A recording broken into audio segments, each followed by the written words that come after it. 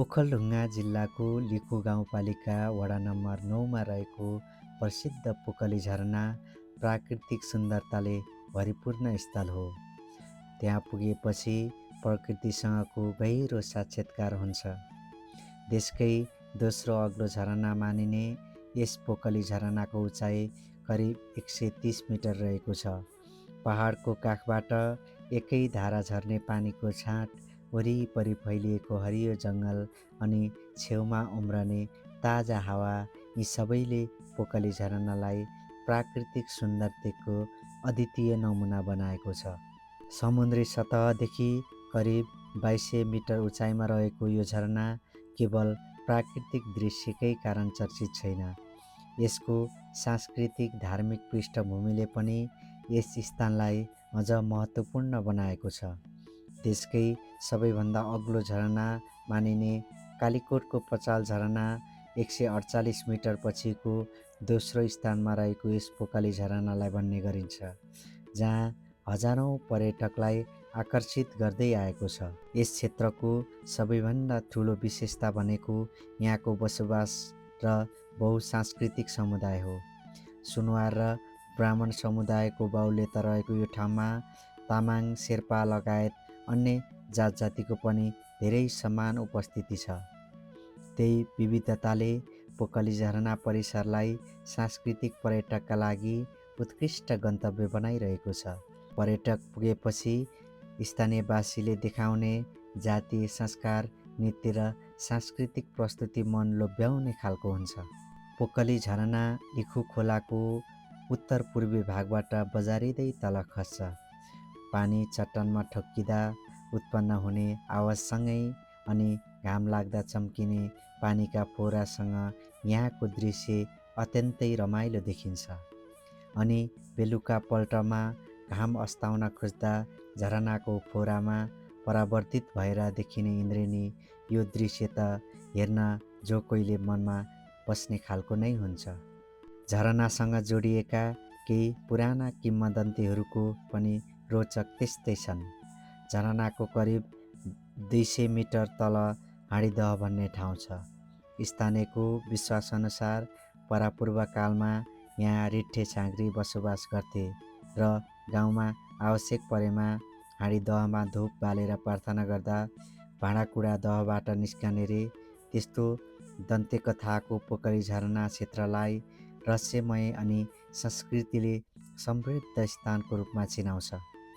पर्यटकको सहजताको लागि झरनासम्म पुग्ने पक्की सिडी, झरनालाई नजिकबाट अवलोकन गर्न बनाइएको झोलुङ्गे पुल र बाटाका बीचबीचमा बनाइएका विश्राम स्थलहरूले यात्रा झनै सुगम बनाएका छन्। धान झुलेको मौसम, गुराँस फुलेको याम र हिउँदमा पानी कम भए पनि आयोजना गरिने महोत्सव, यी सबैले देशैभरि पोकली झरनालाई रमणीय बनाइरहेका हुन्छन्। पोकली क्षेत्र प्राकृतिक सुन्दरतासँगै साहसिक खेलका लागि पनि उपयुक्त ठाउँ मानिन्छ। क्यानोनिङका लागि सम्भाव्यता अध्ययन भइसकेको, जसले भविष्यमा यो स्थानलाई साहसिक पर्यटकको महत्त्वपूर्ण केन्द्र बनाउने सङ्केत दिएको छ।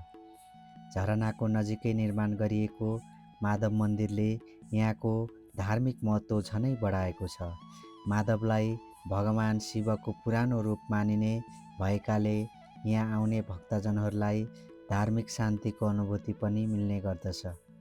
राजधानी काठमाडौँबाट रामेछापको मन्थली नजिकै रहेको हल्देसम्म पक्की सडकले पुर्याउँछ भने त्यहाँबाट करिब 3 घण्टा कच्ची सडक हुँदै पोकली झरना पुग्ने गरिन्छ। साँगुटार, टारकेराबारी वा कामनङटारतिरबाट पनि पुग्न सकिन्छ भने गोराखुरी, रानीवन हुँदै पनि पुग्न सकिन्छ। यात्रा झनै रोचक बनाउन चाहनेहरूका लागि त मार्गमा थुप्रै आकर्षण भेटिन्छन्।